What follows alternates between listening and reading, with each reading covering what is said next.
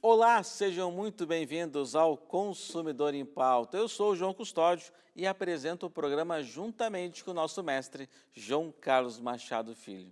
Lembrando você que nos assiste, o programa é de utilidade pública, com muita prestação de serviços e muitos esclarecimentos aqui na nossa TVE, na TV Pública dos Gaúchos. Então, se você tem dúvidas sobre direito do consumidor, direito do trabalho, direito imobiliário, direito de família e sucessões, direito previdenciário ou direito comercial, dúvidas de como gerir o seu negócio, dúvidas tributárias como imposto de renda, mande a sua pergunta para nós no nosso e-mail consumidorempauta@tve.com.br e também pelo nosso WhatsApp no 51 985 946 773.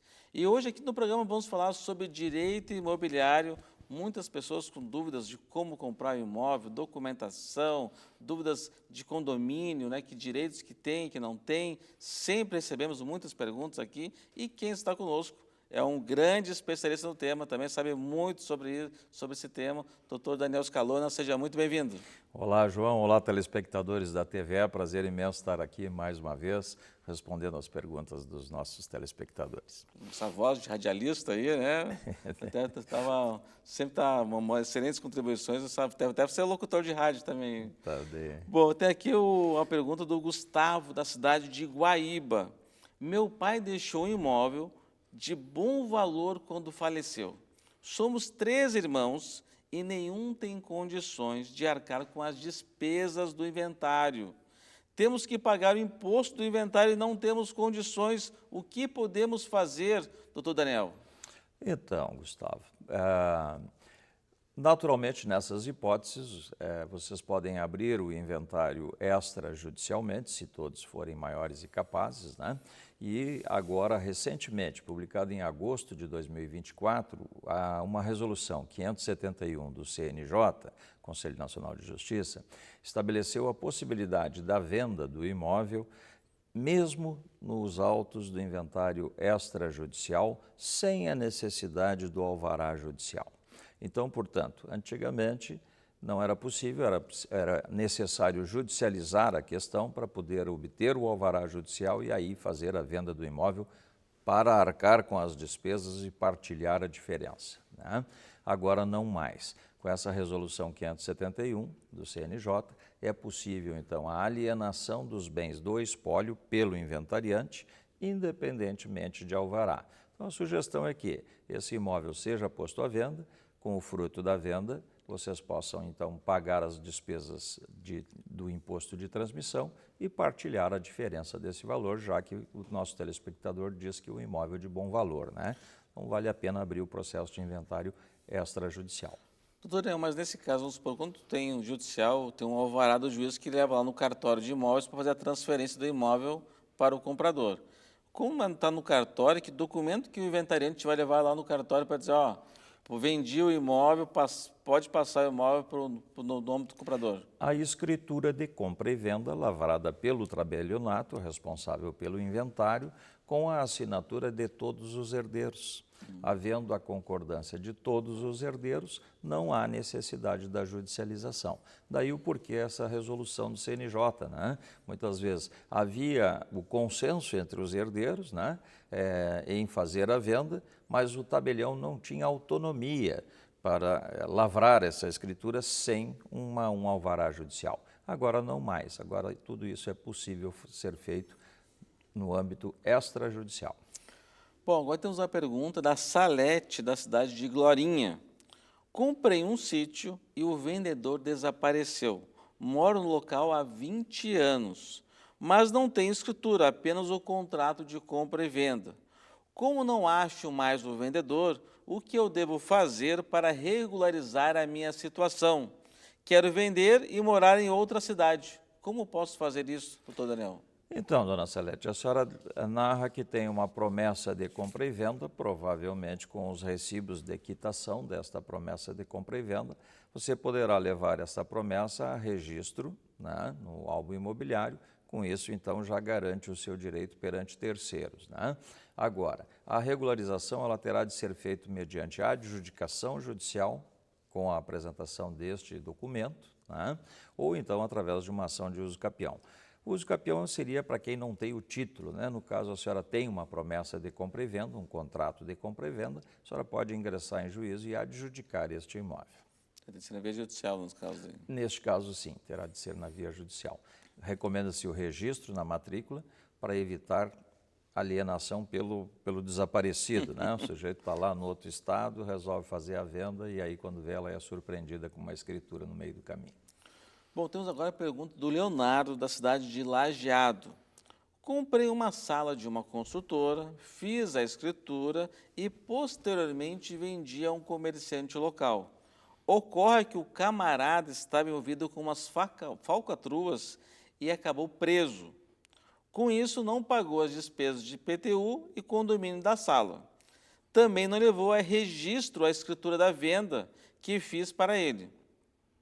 Agora estou sendo executado pelo condomínio e pela prefeitura, pois o imóvel está em meu nome no registro de imóveis.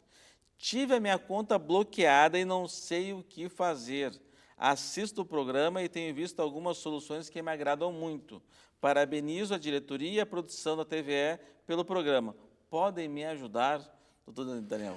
Então, veja, ele narra na pergunta que ele tem uma escritura de compra e venda outorgada para o comprador. Ele adquiriu da construtora, recebeu a escritura e outorgou uma nova escritura para uma terceira pessoa. Essa terceira pessoa, por diversos problemas aí que ele diz, né, acabou não registrando essa escritura no álbum imobiliário. Consequentemente, perante o município e ao condomínio, havendo débitos, né, fiscais e débitos condominiais, o condomínio vai buscar uma certidão de matrícula no registro de imóveis. Aí está no nome dele. Consequentemente, sofre ele a execução, né?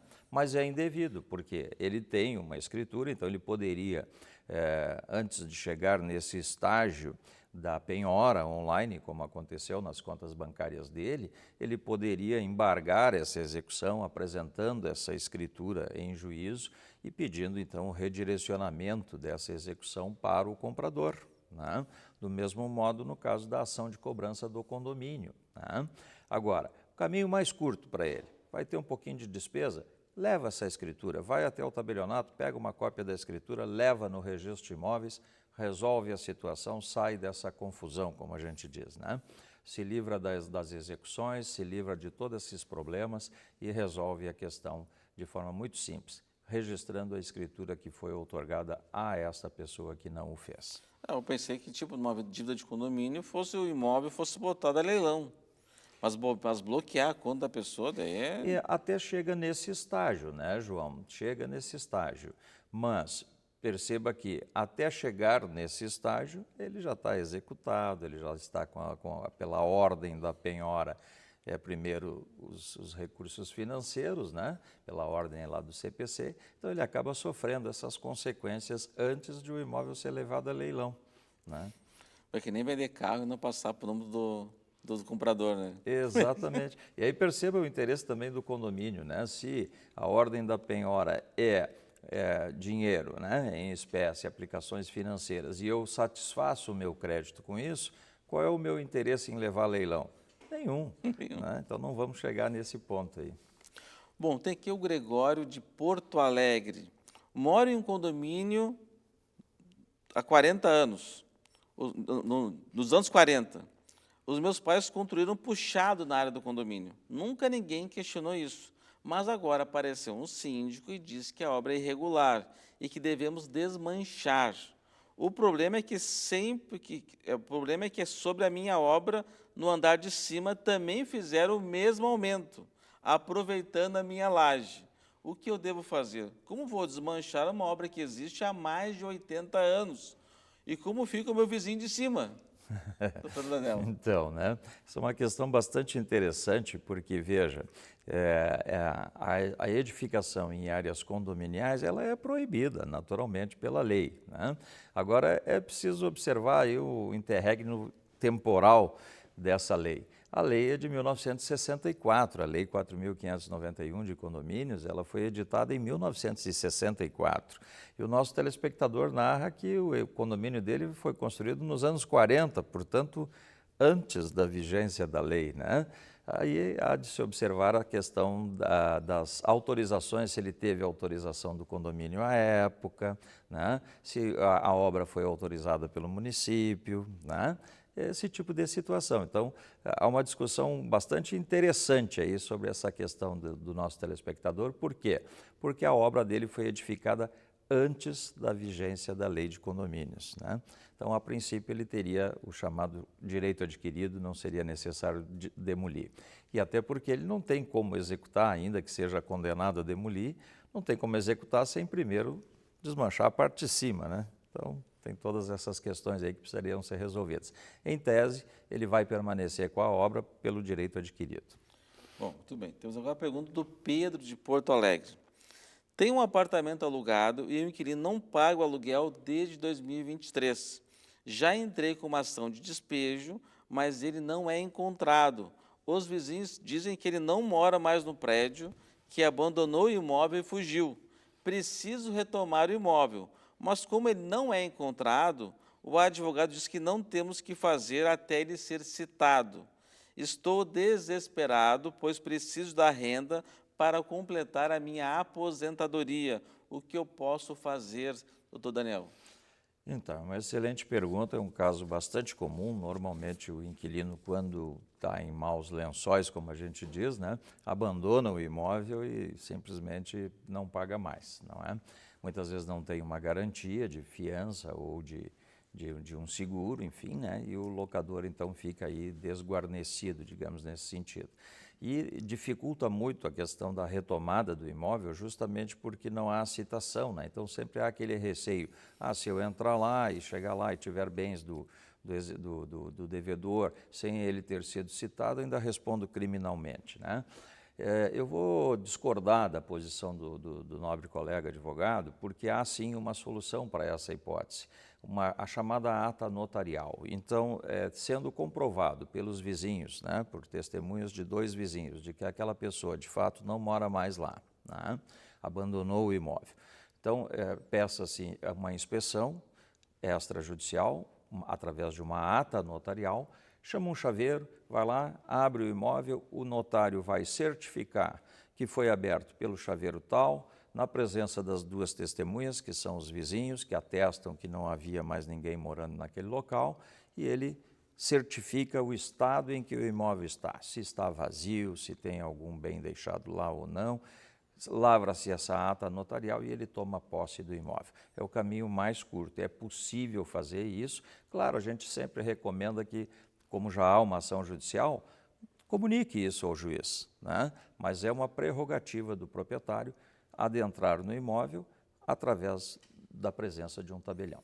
Excelentes dicas aqui, doutor Daniel. Mas o programa está voando, vamos ter que fazer um breve intervalo. É bem rapidinho, já já voltamos.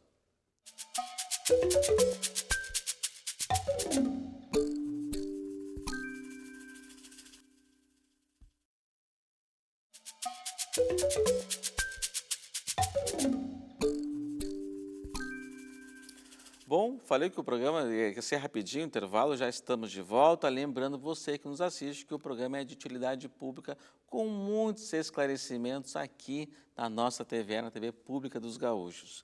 Então, se você tem dúvidas sobre direito do consumidor, direito do trabalho, direito imobiliário, direito de família e sucessões, direito previdenciário ou direito comercial, mande a sua dúvida para nós no nosso e-mail consumidorimpauta@tve.com.br ou também pelo nosso WhatsApp. Já aproveita, já salva aí no seu celular, o número é o 51 985 946 773. E hoje aqui no programa estamos falando sobre direito imobiliário e quem está conosco é o grande especialista, o advogado, doutor Daniel Scalona, tirando as dúvidas de todos os nossos telespectadores que mandaram suas perguntas. E agora temos a pergunta do Goulart, da cidade de Osório. Comprei um terreno na praia nos anos 80, mas nunca fui ver. Agora estive na praia e fui olhar o imóvel e descobri que tem gente morando no local. O que eu posso fazer? As pessoas que lá estão dizem que entraram com uma ação de uso capião. Perdi meu investimento, doutor Daniel? Não necessariamente, né? Se ele tiver com esse documento de compra e venda registrado no álbum imobiliário, ele continua sendo o proprietário legítimo. Ele pode não ter a posse direta do bem, mas ele ainda é o dono do imóvel, né? E se os ocupantes lá alegam que estão com uma ação de uso capião, ele pode naturalmente contestar esta ação, pode até comparecer espontaneamente ao processo, se apresentando como proprietário do imóvel, né, e questionar, contestar a ação de uso capião. Isso é possível que ele faça e há grande possibilidade de êxito, né? Claro que depois, não sendo reconhecido o uso capião, como pretendido pelos ocupantes, né, ele vai ter de entrar com uma ação de emissão na posse, né? Mas não vai perder o investimento, não. No caso, ele disse que não ia lá no imóvel, fazia tempo que não ia lá, né? Mas se ele estivesse pagando IPTU todos os anos, ainda assim alguém pode entrar com os capião? O pagamento do IPT, essa é uma grande confusão, bem interessante a pergunta do João, porque há uma grande confusão entre o pagamento do IPTU e o direito ao uso capião, enfim. O pagamento do imposto, seja pelo proprietário ou seja pelo possuidor, né, ele apenas é um dos elementos que comprova o exercício da posse com ânimos de dono, né? Mas não é uma condição, digamos assim, que dê o direito ao ocupante de usucapir um imóvel simplesmente porque ele está pagando IPTU. Não é assim, né? Então é só apenas um dos elementos. Então pouco importa se ele está pagando IPTU ou se o ocupante é que está pagando o IPTU. Bom, temos agora uma pergunta do Paulo, daqui de Xangri-Lá. Aluga um apartamento o ano todo e nos meses de dezembro, de dezembro a janeiro, subloco e com isso ganho um bom dinheiro, pois a procura é muito grande. Agora, depois de vários anos, o proprietário diz que não posso mais fazer isso e que ele vai me tirar do imóvel se eu fizer isso. Está certo isso? Agora ficou pesado para mim sem essa renda. Isso é uma situação bastante comum no litoral, né? Especialmente em cidades litorâneas. A pessoa faz a locação chamada anual, né? Locação residencial anual, e aí nos períodos de férias ele subloca e muitas vezes até recebe mais do que o ano inteiro de aluguel, né? E essa situação, a sublocação, primeiro é preciso observar se há essa permissão no contrato de locação dele, né? Geralmente não é permitido, né? Geralmente não é permitido, né? Mas vamos supor que ele diz que está há muitos anos lá. Então vamos supor que tenha sido um contrato antigo, que não tenha essa previsão de proibição da sublocação, né? E que ele então por isso está adotando essa prática. Agora, a lei de locações, ela estabelece que ainda que seja possível a sublocação, ela não pode ser por valor superior ao valor do contrato. Então, se eu alugo um imóvel por R$2.000, eu não posso sublocar este imóvel por 4. Eu posso sublocar por, no máximo, R$2.000. Então, aí é que está a razão, digamos assim, do proprietário em dizer que ele não pode fazer essa sublocação. Mesmo que não tenha proibição no contrato de locação, se ele está oferindo renda em cima da locação, isso a lei de locações veda. Muito bem. Agora temos uma pergunta aqui de um telespectador anônimo. Meu vizinho tem um esgoto que ele larga direto na rua. Na verdade, no próprio pátio. O cara é muito relaxado e isso deixa um mau cheiro e cria muita mosca. O que eu posso fazer sem me expor, pois ele é muito violento, doutor Daniel? Então, ele pode sim procurar os órgãos ambientais do município, né, e narrar a situação. Pode procurar o setor de esgotos pluviais, enfim, né? O DEMAI, no caso, em Porto Alegre, né? Seria o órgão responsável pela fiscalização desse tipo de situação. Mas a saída dele é uma denúncia que pode ser anônima, né, perante a municipalidade. Aqui vai ser notificado daí a fazer os devidos reparos. Exatamente. Neste caso, o proprietário lindeiro lá vai ser notificado pelo município, portanto ele não aparece, né, a providenciar a regularização. Agora temos a pergunta do Henrique aqui da cidade de Porto Alegre. Minha calçada é perfeita e bem cuidada, porém os meus vizinhos não cuidam da calçada deles e é muito ruim de caminhar na minha rua por conta disso.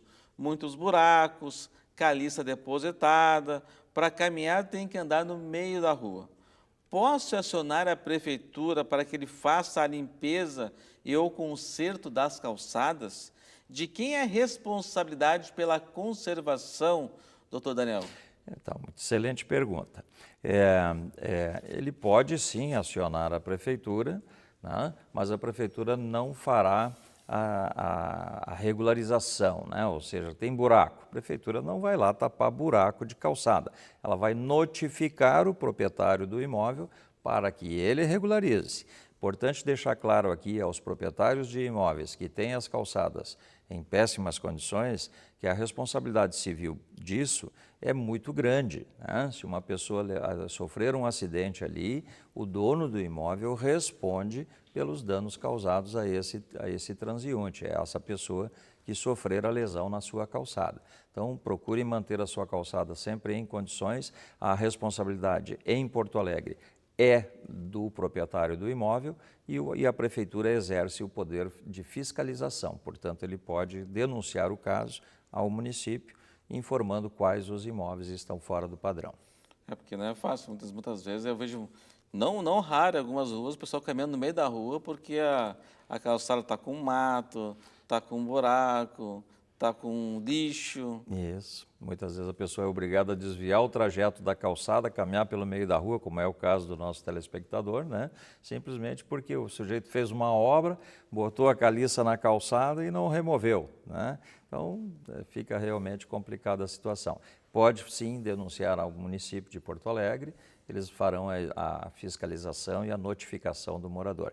Assim como também uma questão muito frequente são os chamados terrenos baldios, né, em que as pessoas acabam botando lixo ali, usando aquele terreno baldio para depósito de lixo.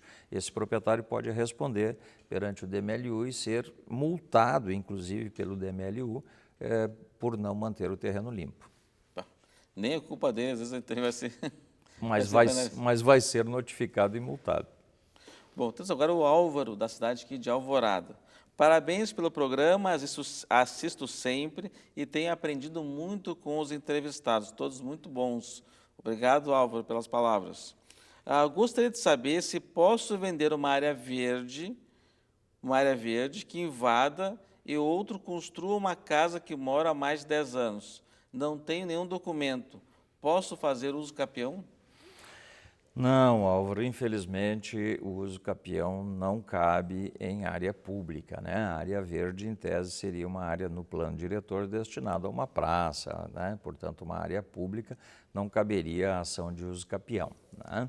A compra e venda de imóveis nessa situação, como não há um título, né? Não há uma escritura, não há um documento que comprove a posse, a propriedade dele sobre aquele terreno, muitas vezes é vendido a cessão de posse, né, essas transações, mas elas não são reconhecidas pelo poder público, né?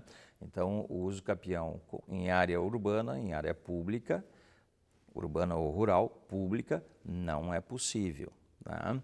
E a compra e venda deste tipo de imóvel, ela também não tem amparo legal. Então, o que as pessoas fazem é a chamada contrato de cessão de posse, e aí cede a posse, recebe, o outro cede para o outro e assim vai, né? Mas não tem valor legal isso perante o registro público. Às vezes o pessoal vê, um anúncio de uma casa que tu vê assim, normalmente valeria uns 400 mil reais e está sendo vendido por 150 mil reais.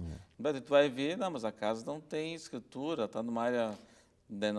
por isso que vale menos também, né? Isso, exatamente, é o caso do nosso telespectador. Ele diz que está há bastante tempo no imóvel, construiu, né, sobre o terreno, mas ele não tem um título hábil a fazer uma compra e venda, né? Isso é muito, muito comum. Tu vê áreas Até se tu passa, não tem ideia que seja uma área verde, né? Sim. Mas como é uma área que foi ocupada há muito tempo, tu nem sabe às vezes, né? Tu fica, Muitas vezes essas áreas elas são áreas destinadas à servidão de passagem, né? E as pessoas acabam usando como se fosse um terreno, né? Nós temos aqui em bairros nobres de Porto Alegre esse tipo de situação. A pessoa se apropriou da servidão, né? Que ligava uma rua a outra, o vizinho daqui fechou, dos fundos fechou hein? e tomou conta do terreno, mas é irregular. Doutor Daniel, muito obrigado. Sempre muito ótimos esclarecimentos, passou voando aqui o programa. Agradecer a nossa qualificada audiência, muito obrigado. Tchau, tchau, até amanhã.